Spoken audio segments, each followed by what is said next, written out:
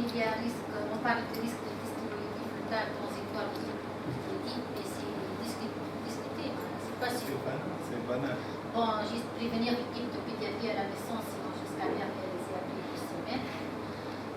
Proscrit l'inspiration profonde, car à l'inspiration profonde, il y a une majoration du retour vineux, du retour cave inférieur du sang non pacifié. Donc, il préconise une apnée simple. Techniquement, on fait ce qu'on fait.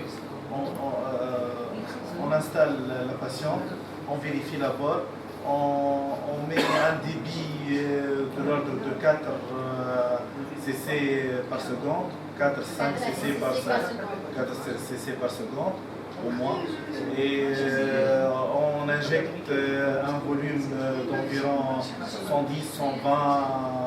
millilitres de produits de contraste. La population normale. En général, 90, c'est suffisant.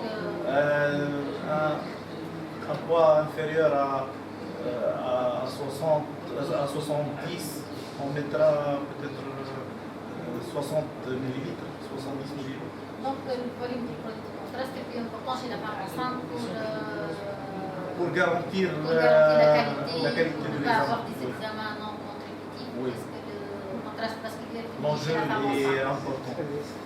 Et, donc, proscrire une acquisition de précoce, il parle d'un délai fixe d'acquisition à 25 secondes. C'est quoi son intérêt, cette quantité? Le 25 secondes, c'est le temps où arrive le produit de contraste à l'aorte. Si on injecte dans une veine périphérique, on atteint l'opacification de l'aorte à 25 secondes.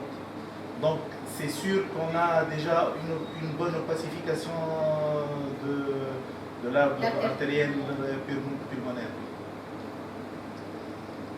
Donc, le deuxième examen pour la scintigraphie pulmonaire. La scintigraphie, c'est une scintigraphie de perfusion spécifique, parce que la phase de ventilation a un apport diagnostique mineur chez la femme enceinte, jeune. La scintigraphie pulmonaire a un intérêt du fait de sa valeur prédictive négative excellente. La scintigraphie normale explique le diagnostic. Le taux d'examen non contributif chez la femme enceinte, il est inférieur à la population générale. Ceci est expliqué par les moindres de comorbidité pulmonaire qui provoquent des modifications non spécifiques de la perfusion responsable de résultats non diagnostiques. Donc chez la femme enceinte, généralement c'est une femme jeune, il y a moins de comorbidité, de pathologies pulmonaires qui peuvent être responsables des scintigraphies non diagnostiques.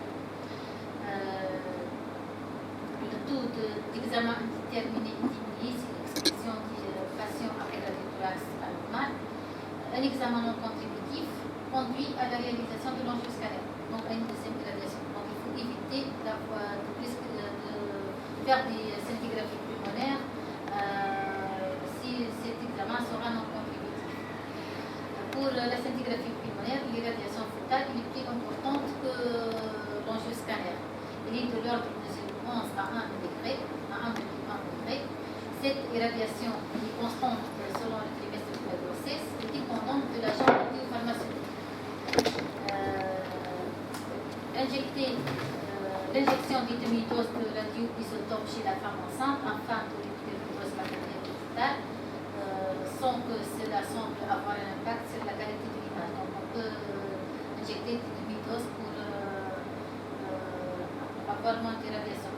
Pour la scintigraphie, l'irradiation mammaire est inférieure à l'irradiation de l'angioscanner.